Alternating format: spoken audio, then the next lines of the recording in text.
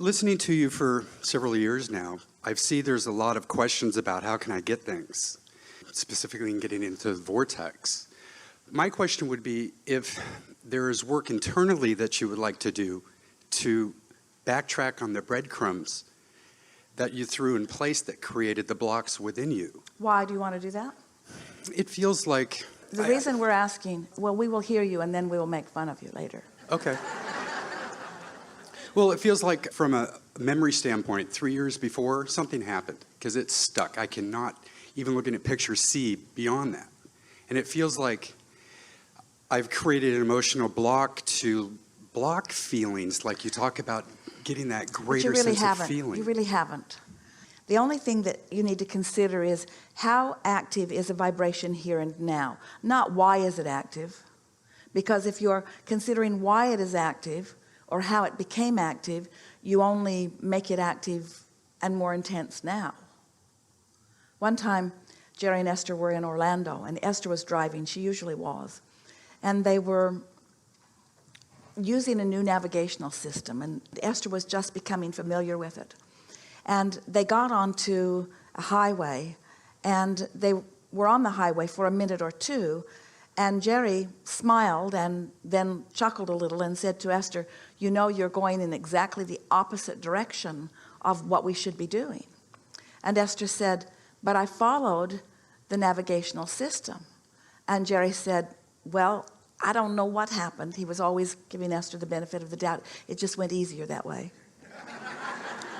I don't know what happened, but nevertheless, we are headed in the opposite direction of the way we should be headed. And so Esther took the next exit and got squared away and got back on it. And then she said, I've got a really good idea. Let's go back to where we started, program the navigational system again so that I can see where it went wrong. In other words, she wanted to know what she had misunderstood because she felt like she had been following it precisely, and yet she could not deny that they were going in exactly the opposite direction. So let's just start again. We have time. All right with you? Let's just start again. We'll go back to where we were. I'll program it again, and that way you will be able to see that it wasn't my fault. That wasn't what she said, but I just can't believe that I've made this mistake. And Jerry said, or we could just keep going where we want to go. In other words, we don't need to double back and explain where our mistake was or where we got off track. Let's just, from where we are, go to where we want to be. And Esther thought, how unsatisfying that is. I would far rather go back and justify where I am by pointing out that there's a flaw in the system or that it should have been clearer. I understand. Yeah. It doesn't matter. It doesn't matter. It doesn't matter. It doesn't matter how you got to where you are. The only thing that matters is where you are in relationship to where you want to be. And the less you try to explain how you got where you are, the less you are involved in where you are. In other words, the easier it is for where you are to let loose of you on your way to where you want to be. It's a universal law. It's a law of attraction law. Yeah, you know, I kind of sense that in a subtle kind of way since the last 5 months of just kind of detaching and feeling the vibration creep.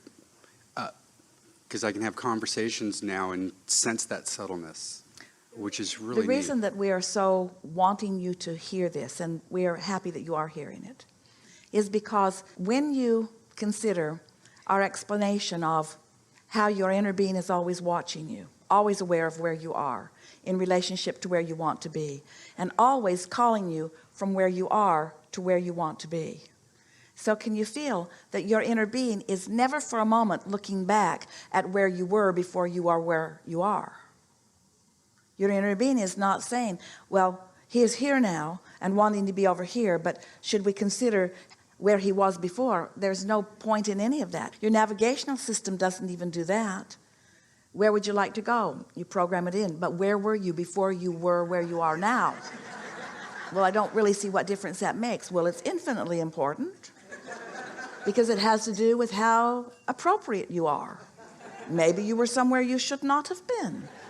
We must know that before we decide if we're going to guide you somewhere else. That's sort of what you do to yourselves.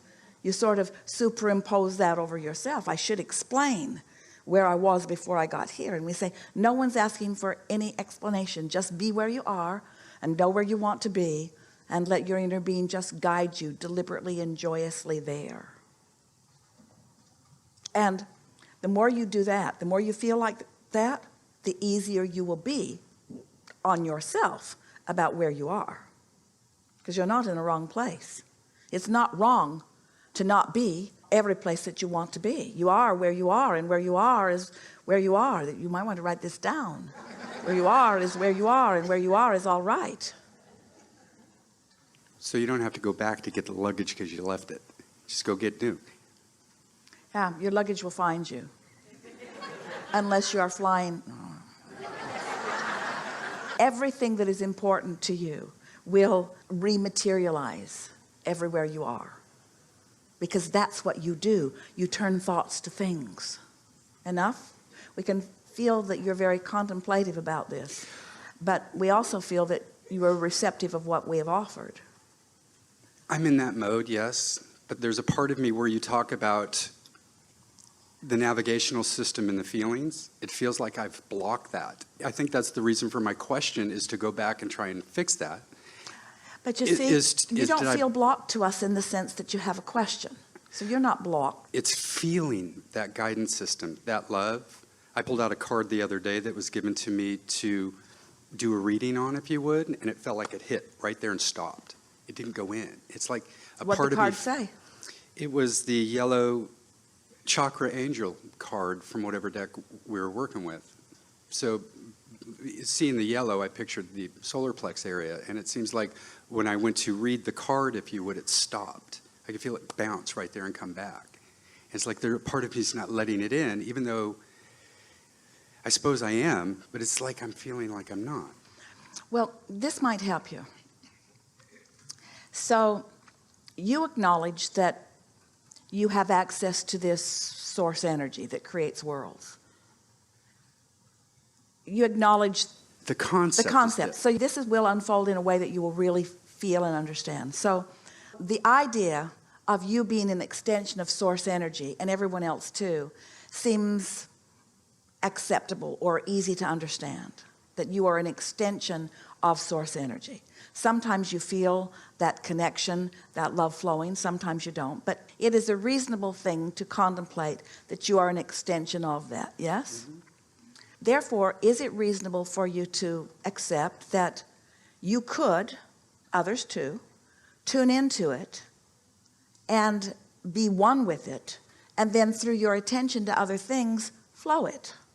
Is logical, or is it logical, not wanting to put words into your mouth, but does it seem logical to you that you could tune in to this energy that creates worlds and then hold something as your object of attention and flow that energy from source through you outward? Does that seem logical? Like when you're appreciating something or adoring something. Yes. So let's say that you've been meditating and that you have come into alignment, and therefore, because you're in alignment, source energy is flowing to you and through you. And so you're looking out at the beautiful sea and feeling wonderful, or you are looking at a beautiful beast and feeling wonderful, or you are looking into the eyes of someone you love and feeling wonderful. And so love is flowing to you and through you, and you feel good. But let's say that now you're holding someone or something as your object of attention. Maybe you are a healer. We're just using that as an example. And you are offering your good intentions and all of this energy that is flowing through you to someone who is afraid, or to someone who is angry, or to someone who for whatever reason is not in the receptive mode at all. So as you flow it forth, it's almost like you're being electrocuted, because if the circuit isn't open, if too much current or power is offered to a closed circuit, then there is a flash, there is often a fuse that is blown, could be an electrocution. You get the sense of what we're talking about? So when you have that feeling of impact, it's only because this energy that you were asking for, that you were sort of open to, that you were asking for, when you focused it upon yourself, you were asking for something you were not ready to receive. You were your own object of attention in that scenario. Make sense to you? So we're always talking about two things, and we're never talking about those two things at the same time. In other words, step one is asking, and step two is source is answering, and step three is you are receiving. So if you're asking for something that you're not receiving, then it does feel like that. If you're asking for love that you don't feel worthy of, it feels like that. If you're asking for help that you don't feel ready for, then it feels like that. So that's what this tension is. Yeah. You're asking and holding it apart, and asking and holding it apart, and asking and holding it apart. And the remedy is just chill a little. The things that we've already talked about here today will help you already. Yes, the first person actually. Yes, it's about just relaxing and not being so ready to proclaim yourself not where you should be. And the question that you began with just now amplifies that same belief, that I'm not where I should be. In fact, I should get back to the root of how I got to this place that I should not be in order to move forward to where I want to be. And we say, just let go of everything. Stop being so hard on yourself. Realize that you are going, and have more fun going. Because we do not feel any big blockage in you whatsoever. There's not some big thing that you are dragging around. There's not something that's preventing you from allowing your connection. It's just a whole series, like almost everybody else, of thinking a thought that doesn't quite let it flow, and thinking a thought that doesn't quite let it flow. Every time you're worried about something, you block. Every time you're angry about something, you block. Every time you're self-condemning about something, you block. Every time you're critical of somebody else, you block. You and everybody you know is doing that to some degree or another. So cut it out. It's actually getting a little easier, because as the first gentleman that came up, I have people cut me off all the time. My reaction now, let's say 4 months ago, was like, oh, you just want to slap them silly. But now it's like you back off a little. Hey, you're in a hurry. Have fun. See you later. Enjoy your life.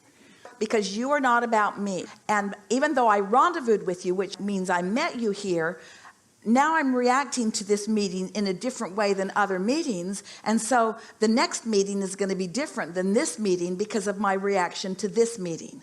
Yeah, I feel like as though I'm more responding versus reacting, which is, well, it's the less. words are almost interchangeable, react or respond, but it's the preparation that you are making before the meeting that really has the most to do with your response or reaction. These are the things that hinder most of you the most. It's a shortage consciousness. Now, dollar shortage, money shortage consciousness is a big reason for blockage for a lot of people. Time shortage. I've got too much to do and not enough time to do it in. Worthy shortage consciousness. I'm not appropriate as I should be. And the reason that these shortage consciousnesses don't serve you is because your inner being adores you. There is no shortage relative to you from your inner being. There's not something that you should have done that you're not doing. There's not more money that you should have that you don't have. In other words, your inner being sees your capabilities and your potentials, your vortex creation, as if it is already done.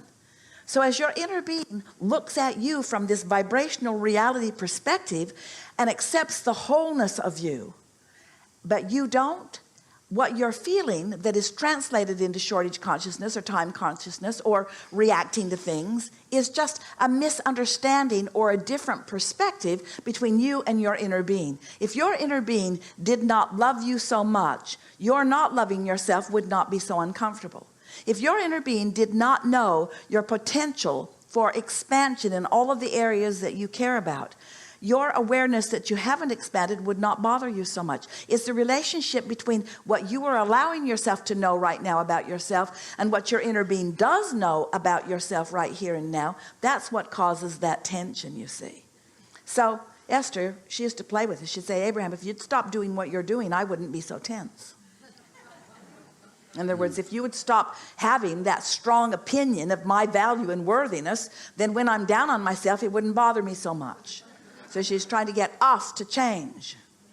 And we are saying to her, and we're saying to you, we are not ever going to yield our position of your perfection. We're just not ever going to yield it.